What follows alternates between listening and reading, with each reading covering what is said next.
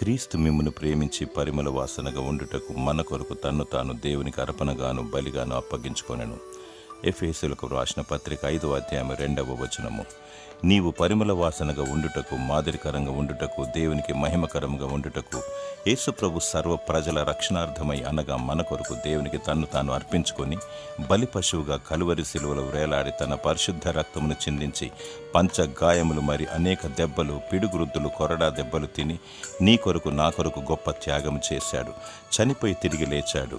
యేసు నిన్ను ప్రేమించుచున్నాడు. రక్షణ, నిరీక్షణ, స్వస్థత, ఆదరణ, నెమ్మది, శాంతి, సమాధానము, దీవెన, ఆశీర్వాదాలు నీ కొరకు దాచి ఉంచాడు. వీటిని పొందుకో. యేసే ప్రభు అని నోటితో ఒప్పుకో. చీకటి పాపపు క్రియలకు స్వస్తి చెప్పి పశ్చాత్తాపముతో ప్రభు చెంతకురా. నిత్య రాజ్యముకై నీ పేరు జీవగ్రంథములో లిఖించును. ప్రార్థించు, దేవుని స్తుతించు. దేవుడు నిన్ను కనికరించి పరిమళ వాసనగా మార్చునుగాక. ఆమేన్.